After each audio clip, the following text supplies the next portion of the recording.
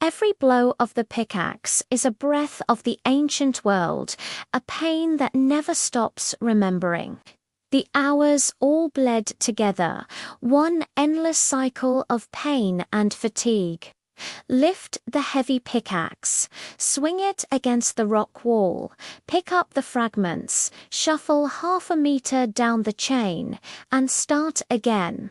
In the shadows, the goblins watched, their yellow eyes missing nothing. Every so often, a whip would hiss through the damp air, followed not by a scream, but a muffled groan, just another note in the mind's symphony of suffering. I kept my head down, my hood pulled low, but I never stopped observing. I studied the geometry of the tunnels, the support beams, the quality of the rock. I saw how the goblins avoided the darker areas, as if they feared the very shadows they created. I noticed small piles of debris in blind spots, potential hiding places, and I saw the massive iron ring that anchored the main chain to the wall. Rusty, but solid. The key to our captivity, my engineer's mind finally had a problem to solve. A problem of survival, of applied physics, of mass psychology. A problem of power. The power to break not just the iron chains, but the chains of fear and resignation. When the break came, it was announced by a shrill whistle from the goblin leader, Nar. We all collapsed like puppets with cut strings.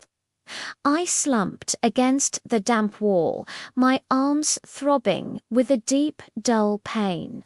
A goblin limped by, distributing a rotten wooden bowl for every 2 slaves. The contents were a warm, greyish soup with unidentifiable things floating in it. The smell was nauseating, a mix of old boiled bones and rotten roots. The dwarf beside me, Thrain, took a long sip and passed the bowl to me. It wasn't friendship, but the desperate courtesy of those who know survival depends on the person chained next to you. I forced myself to swallow the disgusting liquid. It was fuel, ugly, vomiting, but necessary. It was the energy I'd need to lift the pickaxe again, to keep observing, to keep planning. "You'll never get used to it," Thrain muttered, his voice filled with an ancient contempt. "It's made from the remains of rockworms and poisonous roots."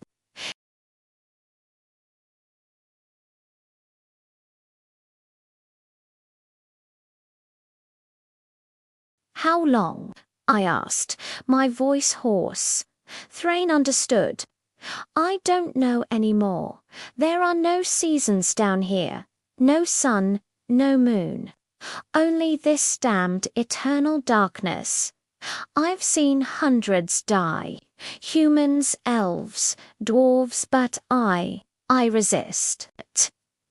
A flicker of fierce pride was in his voice.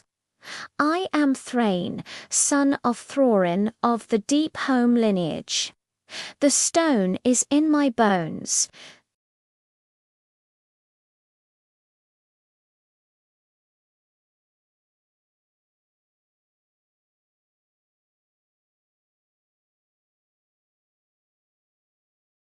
Thrain's eyes sharpened. "Few outside our mountains know those names.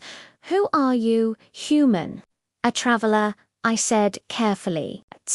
"A man who has seen many places, read many books." Now, in disgrace, it was a simplified version of an unimaginable truth. Thrain grunted, but didn't press further. Silence fell. I closed my eyes and searched for the power the goddess had promised me. Sealed, she had said, blatant. At first, there was only pain and fatigue, but then, pushing past the suffering, I sensed it. Not power, not heat. It was an absence, a tiny, infinitesimal void inside me, a point of absolute silence. It felt like a locked door, and I knew, with a certainty beyond reason, that everything I was promised lay behind it. A sudden, inhuman scream ripped through the air. It came from a narrow, darker side tunnel. For the first time, I saw genuine fear in the goblin's eyes. The whispering tunnel, Thrain muttered, his voice low and tense. They send the ones who are no longer useful there, the sick, the rebels, the mad. No one ever comes back. What's in there? I asked, staring into the dark. No one knows, he whispered. Some say you hear voices that speak directly into your head. And sometimes, screams, like that. Then, silence. It's the real end, worse than death. I stared into that darkness not with fear, but with a dangerous interest. Chaos, my goddess, feeds on the unknown.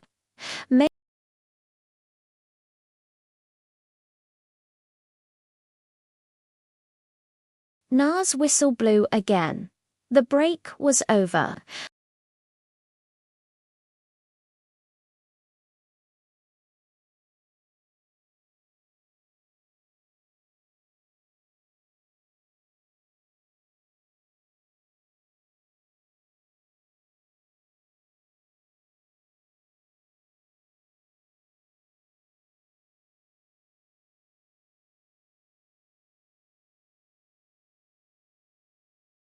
He was a possible ally, or a very dangerous rival. I picked up my tool. Clang, another blow against the rock. But now my mind was filled with more than just stone. There were the goblins and their fears, the other slaves and their potential, the mystery of the whispering tunnel, and that small, silent void inside me, a sealed door waiting for the right moment to be opened. A couple of weeks later, I decided to test my influence. I waited until Na, the goblin foreman, was irritable and drunk. I approached him not to ask for something, but to offer it. Boss, I said, the southern extraction point. The rock is more friable there. If we move more men, we could extract more ore, enough to satisfy the tribute. He stared at me, suspicious. Why are you telling me this? Because if the tribute isn't met, the warlocks will punish you, not me. And a punished chief is a crueler chief. It's in my best interest that you are satisfied.